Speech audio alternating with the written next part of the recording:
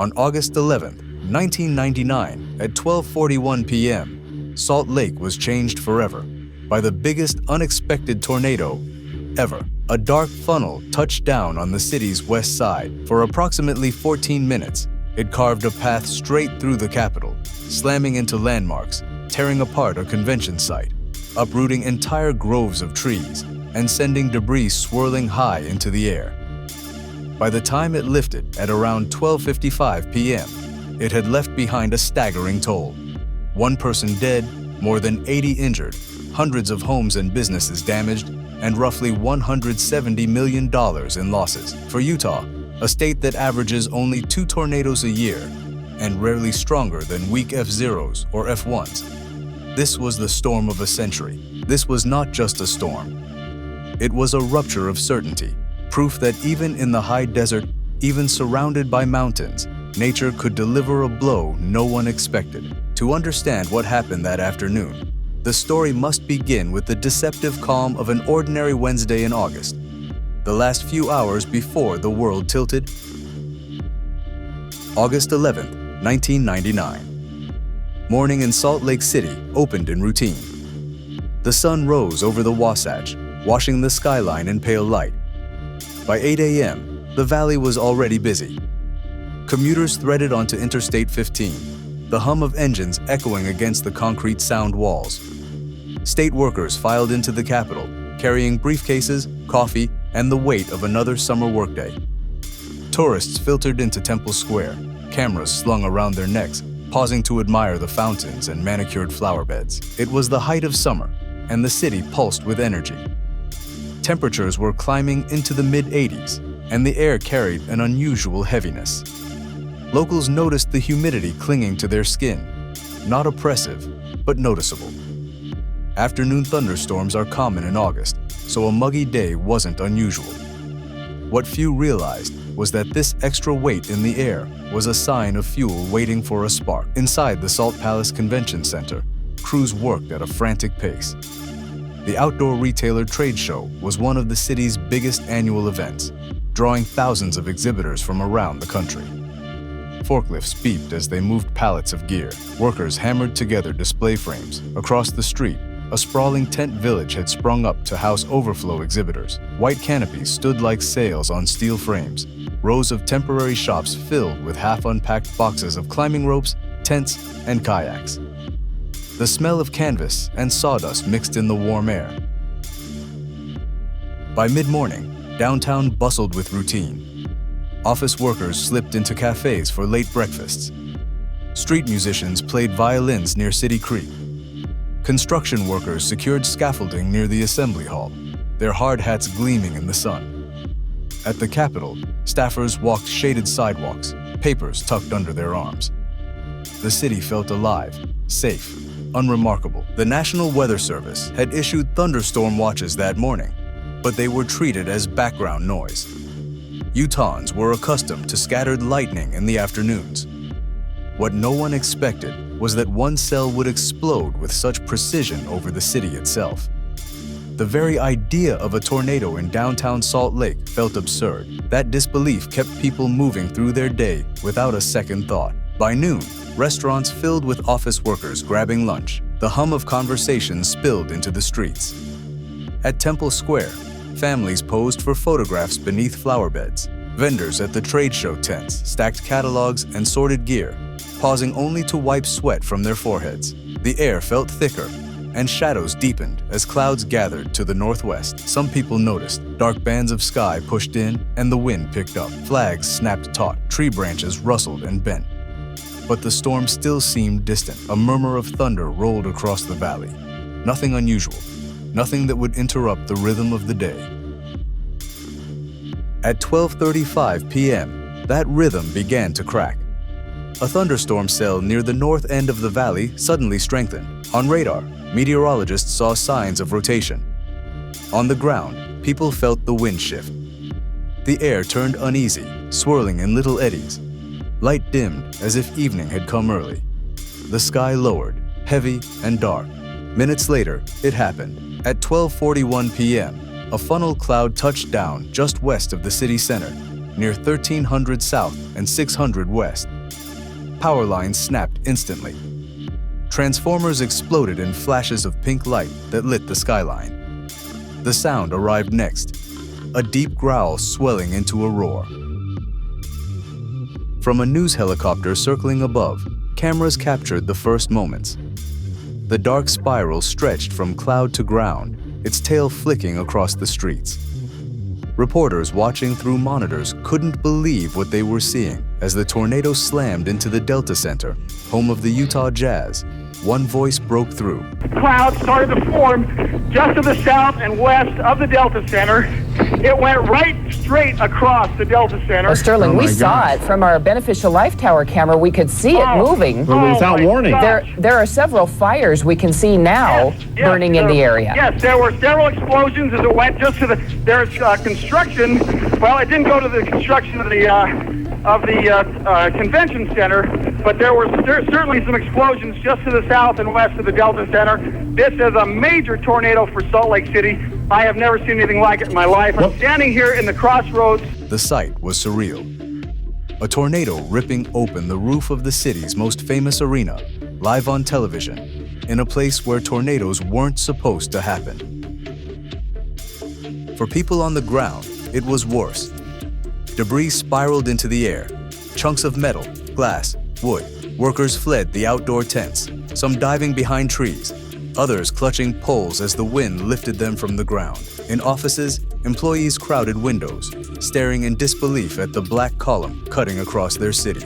On State Street, the storm's violence became clear. By 12:45 p.m., the tornado had intensified to F2 strength, with winds between 113 and 157 miles per hour. It was no longer just a funnel cloud in the distance. It was a predator moving block by block, shredding anything in its path. The roar deepened. Survivors compared it to a freight train barreling through the streets, an unbroken wall of sound that pressed into the chest. The storm chewed through scaffolding at construction sites, ripped signs from their posts, and flung them into traffic. At the convention center, metal poles twisted like drinking straws. Tents that had stood tall minutes earlier now shredded into ribbons. Parks were destroyed. Branches snapped and flew through intersections. Cars were lifted and shoved sideways. Storefronts blew open, their windows shattering in cascades of glass. The change was total. Just half an hour earlier, the city was on lunch break, calm and unsuspecting. Now it was in chaos. People sprinted through alleys. Others crouched in stairwells, clinging to one another. On the interstate, drivers abandoned cars, running for cover beneath overpasses. The tornado did not hesitate. It moved with purpose, block by block, its path aligned with the city's landmarks. Each minute erased another piece of the myth that Salt Lake City was protected by its mountains. The storm's arrival was sudden, but it was not random. The funnel was the product of forces building invisibly all morning. Winds colliding, air rising, and energy storing until the balance broke. The valley, lulled by years of false confidence, had no time to brace for what was already in motion. What came next was not just destruction, but a concerning realization. The storm was proof that even in Utah, even with mountains looming overhead, the atmosphere could turn violent with little warning. The stage was set, and the tornado was only beginning its climb through the heart of the city. The funnel that struck Salt Lake City did not materialize out of nowhere. It was the visible expression of invisible ingredients, air masses colliding, heat rising, and winds twisting through layers of the atmosphere. The storm's ferocity seemed to erupt without warning, but in truth, the signals were there, hidden in the sky, waiting to be read. To understand how this tornado could exist in a place thought nearly immune, it helps to slow the clock, to rewind those minutes before 12:41 p.m. The atmosphere that day carried all the basic requirements of severe storm formation. The first ingredient was moisture. In Utah, dry air usually dominates, but on this August day, the valley held more humidity than usual. Southerly winds funneled moisture northward, and the Great Salt Lake added its own contribution, evaporating into the hot air. The air felt sticky, heavy, something many residents remarked on as odd weather. Meteorologically, moisture near the ground made the air unstable and ready to rise. In everyday terms, it was like tinder waiting for a spark. The second ingredient was instability. Above the surface, colder air pressed in at mid-levels of the atmosphere. Warm, moist air wants to rise.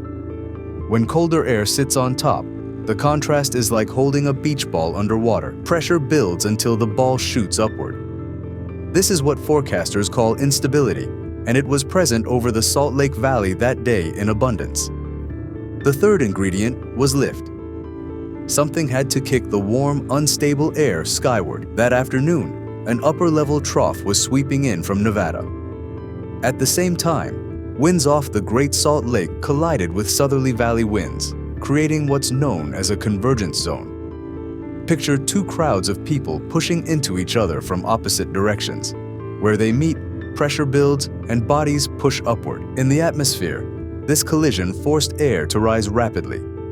The final ingredient was wind shear, the change of wind direction and speed with height. Near the surface, winds blew one way. Higher up, they shifted to another. This twisting motion in the vertical layers of air is what allows a thunderstorm to rotate, forming a supercell capable of producing tornadoes. All four ingredients were present, stacked like rungs on a ladder: moisture, instability, lift, and wind shear. When combined, they turn ordinary thunderstorms into something more dangerous. The simplest metaphor for what happened over Salt Lake that day is a kitchen one. Imagine a pot of water on the stove. At first, it simmers quietly, heat building beneath the surface. Place a lid on it, and the pressure grows. Eventually, steam forces its way out, rattling the lid, sending bursts of vapor into the air. On August 11, 1999, the Salt Lake Valley was that pot. The moisture and instability were the water. The trough was the heat. The convergence zone was the lid being pressed down, and the wind shear was the twist in the steam that turned rising bubbles into a spinning column. For years, Utahns believed their mountains acted like a permanent lid, something that would always hold storms in check. That belief collapsed just as surely as the roof panels torn from the Delta Center. Even Governor Levitt, sitting in his office at the Capitol that morning, remembered brushing off the possibility. My assistant, who had lived in Texas, looked out the window and said, "This is tornado weather." And I said, "We don't get tornadoes in Utah." This disbelief was not ignorance. It was a reflection of climatology. Utah averages only about 2 tornadoes per year, most of them weak, short-lived, and confined to open fields or sparsely populated areas. They are rarely destructive and almost never strike the heart of a major city. For decades, the statistical odds seem to support the myth of safety. The 1999 storm tore those odds apart. Meteorologists now point to the role of the Great Salt Lake in amplifying conditions. The lake is a shallow, sprawling body of water that can generate localized breezes, pushing moist air into convergence zones. On that August afternoon, winds off the lake collided with valley winds at just the wrong angle, enhancing lift at the precise spot where the thunderstorm was already intensifying. This collision helped the storm rotate more violently, feeding the funnel that would soon touch down. By 12:30 p.m., radar scans began to show that rotation. The thunderstorm cell in the northern valley was no longer ordinary. It was organizing, tightening, building energy. On the ground, people noticed only that the sky was darkening, that the air felt heavier, that a strange restlessness seemed to pulse through the streets. The convergence of forces reached its breaking point at 12:35 p.m. The storm intensified sharply. Rising air columns tilted and twisted, the rotation aloft stretching downward like an invisible drill bit carving toward the ground. The pot had boiled over. From that moment, the countdown began. In 6 minutes, the storm would produce a tornado. In 6 minutes, Salt Lake City's skyline would be pierced by something no one expected to see there. As the storm matured, the rotation tightened further. Wind shear twisted the storm's updraft into a corkscrew. Downdrafts of cooler air wrapped around it, creating the balance needed for a funnel to form. To most eyes, it still looked like a dark cloudburst, a threatening but familiar summer thunderstorm. Only trained meteorologists and radar technicians could see the structure taking shape inside. But nature does not wait for comprehension. At 12:41 p.m., the storm's invisible rotation became visible reality. The funnel touched down near 1300 south and 600 west. Sparks erupted as power lines snapped. The tornado was born. For Utahns, it was a revelation. A force they had believed belonged elsewhere, to the Great Plains and far-off news stories, had taken shape in their own capital. The idea of immunity had been nothing more than a comforting myth. In that moment, the city's narrative changed forever. By 12:41 p.m., what had been a thunderstorm was now a predator moving through downtown Salt Lake. At 12:41 p.m., the first scars appeared on Salt Lake City's west side. The funnel reached the ground near 1300 south and 600 west, a black column twisting into being, wide enough to dwarf the streets below. What had been an invisible rotation in the sky only moments earlier now had a body, a core of swirling debris and dirt that made its presence undeniable. The sound deepened into a freight train roar, and then came the flashes. Transformers along the power lines arced in bright pink bursts, sudden explosions of light against the darkening sky. The electricity of the city met the electricity of the storm, and for a few seconds, downtown looked as if it were under siege. Witnesses later remembered the sight vividly, sparks raining down, entire blocks plunged into darkness, the air alive with the smell of ozone. The tornado's first grip on the city tore loose pieces of roofing, fences, and signage. Light debris spiraled upward, a forewarning of what was about to follow. Cars parked along the street rocked in place, windows rattled violently, and then glass began to shatter. Each block the tornado crossed seemed to feed it. The winds tightened, debris added weight and density, and by 12:45 p.m., the National Weather Service would later confirm the tornado had intensified to F2 strength. Its winds surged into the range of 113 to 157 miles per hour, powerful enough to uproot large trees, peel roofs from homes, and hurl lumber like spears through the air. Traffic on Interstate 15 was directly in its path. Drivers who only seconds earlier were focused on the lunch hour rush suddenly faced a churning wall of black. Some slammed on brakes, abandoning vehicles and sprinting for underpasses or embankments. Others froze in place, gripping steering wheels as debris clattered across hoods and windshields. Just beyond the freeway, the tornado aimed itself at one of Salt Lake City's most iconic landmarks, the Delta Center, home of the Utah Jazz. It was a symbol of pride for the city, a gleaming arena that only a few years earlier had hosted the NBA Finals. Now it stood vulnerable in the storm's path. From the air, news cameras captured the strike. The footage would replay for days, seared into memory. What made the event so terrifying was not only the violence, but the speed. In barely 4 minutes, the storm had escalated from an emerging funnel to a full F2 tornado chewing through the city's core. Residents had no sirens, no history of drills, no ingrained muscle memory to fall back on. They were improvising survival in real time, facing an enemy they had been told would never come. The tornado's path was aligning itself with some of the city's busiest streets and most visible landmarks.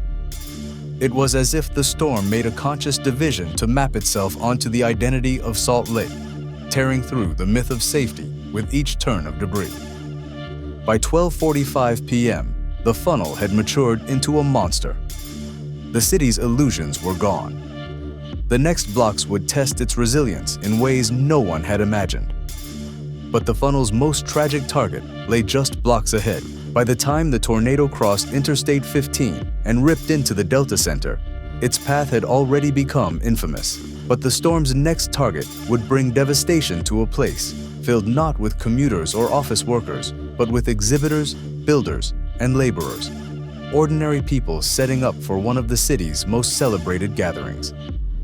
Across the street from the Salt Palace Convention Center, a tent city sprawled across asphalt parking lots and plazas.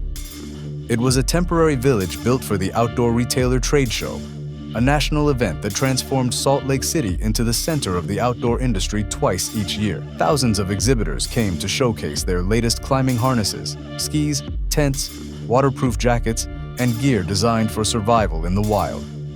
Ironically, it was inside this cluster of steel frames and canvas that the storm would deliver its most tragic blow. The setup stretched like a maze of white canopies, each tent the size of a small house. Workers had been there since morning, sweating under the heavy air, hammering poles into place, tightening bolts, stringing banners. Cardboard boxes sat half opened, with merchandise spilling onto tables. The wind was already rising when the tornado veered toward them. A few minutes earlier, many had heard or felt the roar, but it still seemed distant, like a storm moving behind the mountains. Now the roar was closing in, and the canvas walls began to ripple like sails straining against a storm at sea. And then it struck. The tornado's core plowed into the tent city with full force. Canvas imploded inward, ripping from its seams. Steel frames twisted like paperclips, poles collapsing in dominoes that crashed onto tables and displays. Merchandise exploded into the air. Jackets, catalogs, tents, kayaks, even mannequins lifted skyward in a chaotic blizzard of nylon and metal. Workers scrambled in every direction. Some sprinted toward the solid walls of the Salt Palace. Others grabbed at anything fixed, trees, poles, even tent legs, trying to hold on against the pull of the wind. One survivor remembered it in searing detail. I ran over to that thing, put a death grip on it. I'm holding onto that tree with everything I had. 30 feet away, Darren emerges from behind the car, but he can't find his buddy. All alone in the blinding winds, Darren tries to feel his way to shelter. He inches along until he finds the base of another tree. Gripping the trunk, he holds on for a rough ride. I had my fingernails stuck right inside the bark, and I had my head down. My legs were flying back and forth. I just remember thinking, I'm not gonna make it. Something's gonna hit me. I'm gonna lose my grip. Waiting to die. Just the worst. Several yards away, Scott is struggling to keep hold of his own tree branch. The freakiest part was my feet coming off the ground. If it had enough power to lift me off the ground, there's no telling where I'd end up. The image is almost too vivid. A person clinging to bark while the storm lifted them like a rag doll, legs flailing as debris whipped past. The roar drowned out everything else. It was deafening. An unbroken wall of noise as tents collapsed and poles snapped. Exhibitors who had been joking minutes earlier now found themselves crawling beneath tables, shielding heads with their arms, praying canvas wouldn't rip away. Others simply dropped to the asphalt, pressed flat against the ground as debris slashed overhead. In the chaos, one man could not escape. Alan A. Crandy, a 38-year-old construction worker, was caught in the collapse of metal and canvas. He became the storm's only fatality. His death underscored the fragility of life when confronted with raw atmospheric power. More than 80 others would be injured across the city that day, many of them here, among the tents and steel of the trade show site. Rescue workers arrived within minutes. Police and firefighters moved through the wreckage, checking for trapped survivors, shouting above the din of still howling winds. Ambulances crowded the streets, ferrying the injured to hospitals. Nearby, hospital staff prepared for an influx, triaging patients who arrived with cuts, broken bones, and concussions.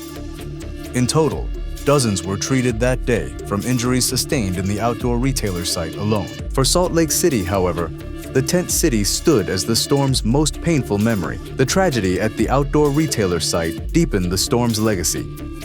It was not just property lost, it was a life taken and dozens of lives altered.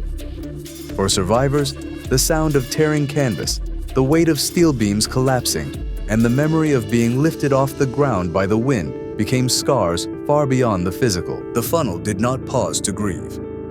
It climbed northward, ascending toward higher ground, its winds still violent, its roar still unbroken. Ahead lay the Capitol, its domed roof gleaming, and the shaded canyon of Memory Grove, filled with towering cottonwoods and tranquil lawns. The storm was about to prove another rarity, a tornado that could climb nearly 1,100 feet in elevation. carving its path not just across a city, but up into the very heart of its hillside.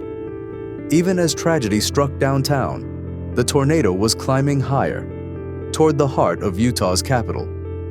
The funnel did not weaken as it tore past the wreckage of the outdoor retailer tents. Instead, it climbed. This was one of the most unusual and terrifying features of the 1999 Salt Lake City tornado. Its ability to move not just across a flat valley floor, but upward, scaling nearly 1,100 feet of elevation from its touchdown point to where it finally dissipated. Tornadoes rarely climb hills with such determination. Yet here it was, ascending toward the seat of Utah's government. The path carried the funnel directly toward the Capitol grounds. The domed building, perched on a bluff north of downtown, had always seemed untouchable. Its marble steps and stately rotunda had weathered protests, parades, and the ordinary passage of time. But this day, the Capitol became a front-row witness to nature's fury. Construction crews had been working nearby, raising scaffolding around structures and operating cranes that towered over the streets. As the tornado approached, the scaffolding twisted in seconds, collapsing like a child's toy. A 90-ton crane suffered damage as the winds lashed against it, steel groaning before surrendering to the pull of the vortex. Workers fled, abandoning equipment, scrambling for shelter in basements and stairwells. The funnel pressed onward, its roar echoing off the stone of government buildings. Windows rattled in the offices of state employees. Papers flew through broken panes, swirling into the air like frantic birds. And then the tornado made its entrance into Memory Grove, the shaded canyon park tucked beneath the Capitol. Memory Grove was a place of peace, lined with paths, monuments, and trees that had stood for generations. In an instant, the storm transformed it. The winds ripped into the grove, uprooting hundreds of mature cottonwoods. Branches as wide as beams cracked like matchsticks. Entire trunks toppled, blocking paths and crushing benches. In seconds, what had been a sanctuary became unrecognizable. One official later described it with quiet sadness. Coming in, and the first visual was like, wow, what happened? Trees were just sticks. There was debris everywhere. This monument right here, this bell tower, there were trees all the way around it that just laid right down, and the monument stood. The tornado really wiped what was a tranquil park into, just something that was just not what people were used to seeing. The outdoor retailers, they had their annual event. They had the tent set up down off 3rd West, and it actually blew the roof off that. And then it just proceeded up the hill and through the Capitol grounds and destroyed, all the trees there, and then dropped in here. The path that tornado came through was just up and over this hill. We feel like it almost bounced in the park before actually exiting up and over. So all these trees were on the banks of the slopes of the hills. The trees in the park, we lost them. The day of the tornado, we actually mobilized staff. We were here for 12 hours that day. And it actually took us 12 days with all hands on deck to get the park safe, opened up where the people could start using it. But it was a lot of hours and a lot of staff, from our streets department, public utilities. We had one contractor actually come in and say, hey, I want to help, and just donated his time and his equipment just to help us get the park cleaned up. So there was this sense of community, and just how can we help? When I see people in our parks, it's kind of a reward of what we do. That's why we do it for the public and for their enjoyment. And to be able to see, these trees that have been in the ground now for almost 20 years, it's nice to see the park starting to come back. I love what I do. I love the challenges of every day. I love working with the staff, and being able to see, the citizens and the public be able to use our parks is rewarding. Right now we have a needs assessment, something that Parks and Public Lands has never done before. And so anyone interested could go on that website and definitely take the survey and tell us what you think. The tornado had erased the park's identity in less time than it takes to walk its length. When the winds finally passed, Memory Grove was a tangle of fallen trees and splintered wood. But the response came quickly. Crews arrived within hours. Volunteers joined city crews, dragging branches, clearing debris, restoring some semblance of order to the wreckage. The tornado, however, had not yet finished its climb. By the time it reached the avenue's neighborhood, perched above the grove, it was near the end of its life. Roofs peeled, porches sagged, and trees crashed into power lines. But the funnel was weakening. By the time it reached the upper streets of the avenues, its climb was nearly over, but its legacy was just beginning. The tornado lifted near 20th Avenue and P Street. Its visible funnel unraveled into the clouds, and the valley exhaled a broken kind of silence. The storm was gone, but the evidence of its passage was everywhere. The tornado had traveled roughly 4.25 miles, maintaining F2 intensity for about 10 minutes. At its widest, it stretched nearly 200 yards across, easily wide enough to consume city blocks. It left behind a scar visible both from the ground and from the sky, a crooked path of debris that cut through the heart of Utah's capital. The toll was staggering for a state so unaccustomed to tornadoes. 1 life lost, more than 80 injured, nearly $170 million in damages. Entire businesses disrupted, hundreds of homes damaged or destroyed. Early reports listed 121 homes damaged, with 34 deemed uninhabitable. The final tallies expanded the scope. More than 300 buildings and houses affected, many with shattered windows, collapsed porches, or ripped-off roofs. On State Street and through downtown, glass littered the sidewalks in glittering drifts. Cars sat crumpled beneath fallen trees. Storefronts were hollowed out, their insides exposed to the open air. And Memory Grove, the city's peaceful retreat, was devastated. 500 trees destroyed, 300 more heavily damaged, an entire portion of the park obliterated, the canopy ripped away in minutes. Where there had been shade and quiet, there was now sunlight pouring onto heaps of splintered wood. Downtown looked as if a siege had taken place, and the survivors bore the same stunned expressions as those stepping out into a world they barely recognized. In total, the storm's passage lasted less than a quarter of an hour. Yet it transformed the city's landscape and psychology. In the days and weeks that followed, Salt Lake City confronted a new reality. The tornado of August 11, 1999 had exposed the myth of immunity. The storm sparked questions of preparedness. Why had the warning been so short? What systems could be improved? How could a community so unaccustomed to tornadoes begin to build resilience against them? In the years after, changes came. Meteorologists in Utah sharpened their focus on convergence zones and lake breeze interactions, understanding that the Great Salt Lake could amplify storms in ways previously underestimated. Communication systems evolved, from TV alerts to mobile push notifications. City planners folded the memory of 1999 into their emergency planning. But beyond the technical improvements was something less tangible and more profound. A change in mindset. Salt Lake residents could no longer dismiss tornado warnings as irrelevant. They had seen what